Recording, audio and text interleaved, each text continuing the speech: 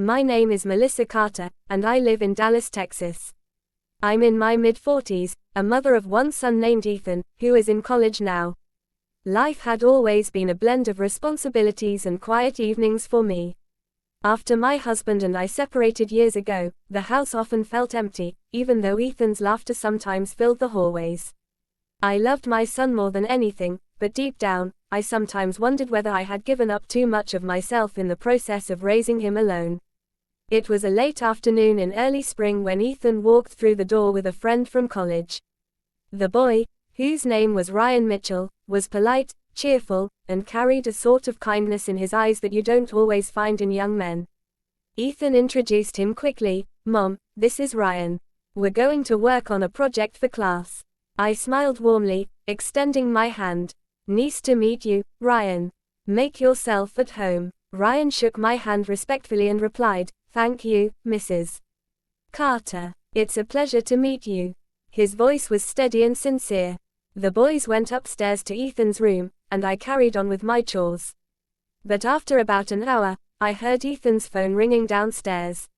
He had left it on the couch, and when I picked it up to take it to him, I noticed Ryan was alone in the living room, reading through some notes. "Ethan stepped out for a bit," Ryan explained when he saw me. "He said he'd be right back." I nodded. That sounds like him, always wandering off when he should be focused. We both laughed. For some reason, the moment felt easy, natural. As the evening went on, Ethan ended up leaving to run an errand for a neighbor. Ryan and I sat in the kitchen, chatting over coffee. What started as small talk slowly turned into a deeper conversation about life, family, and dreams. Ryan told me about his struggles growing up, about how he wanted to do something meaningful with his life. His words reminded me of my younger self, full of hope and yet weighed down by the world's uncertainty. At some point, the rain began to fall outside, heavy and relentless.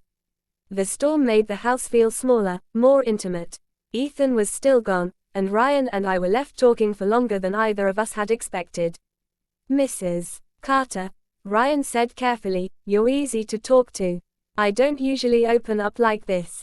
I smiled, but inside, a wave of guilt washed over me. I was the mother of his friend. This was not how things were supposed to be. And yet, the warmth of connection was undeniable. The conversation carried us upstairs, where I showed him some of Ethan's old photo albums. Memories poured out of those pages, and before I knew it, I had led him into my study, my quiet space, the room where I kept the things that meant the most to me. We sat across from each other, the silence heavier than words. For a moment, it was as if time had stopped.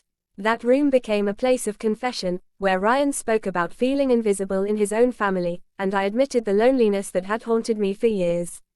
There was no inappropriate act, no crossing of dangerous lines, but there was a closeness, an emotional intensity that I knew was wrong. It was a bond that felt forbidden, not because of any title or relation, but because it threatened the balance of trust between me, my son, and his friend.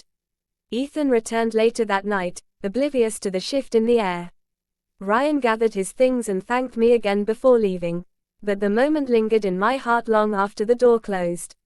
Days turned into weeks, and Ryan visited often to work with Ethan. Each time, I found myself torn between the pull of conversation and the weight of guilt. It wasn't about attraction in a shallow sense, it was about the way Ryan reminded me of the life I once dreamed of, a life filled with passion, honesty, and hope. One evening, I couldn't bear the silence anymore. I asked Ryan to stay after Ethan had gone out with friends. In the quiet of my study once again, I told him the truth. "Ryan, whatever this is, whatever we feel when we talk like this, it can't continue. You're Ethan's friend, and I'm his mother. This isn't fair to anyone." Ryan looked down, his jaw tight.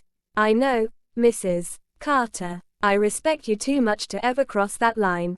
But I also can't deny that you've been like a light in my life when things felt dark." His words nearly broke me.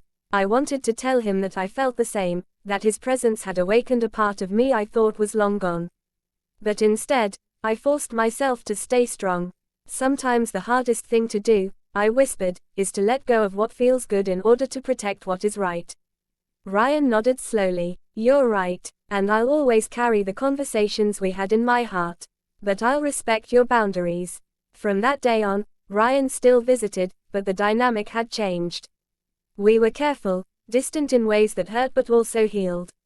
I watched him grow, watched Ethan graduate with him by his side. And when Ryan eventually moved away to pursue his career, I knew it was for the best. Years later, when I sit in my quiet study, I sometimes think about that stormy evening and the forbidden emotions that lived in that room. They never became actions, never turned into betrayal, but they reminded me of the fragile balance between loneliness and temptation. I learned that love, in all its forms, can be dangerous when it drifts into forbidden territory. And I also learned that true strength is not in giving in, but in holding back for the sake of others. That experience changed me forever. I became more honest with myself, more open to building real connections that were healthy and right. And though Ryan will always be a chapter in my story, it is a chapter that taught me the power of restraint, the value of boundaries, and the cost of choices. Answer: whenever I look out at the rain tapping against the window, I remember that night, a night not of scandal or betrayal, but of lessons. A night when my son's friend came home, and I took him into my room, not for anything physical, but for an unforgettable conversation that taught me where the line must be drawn.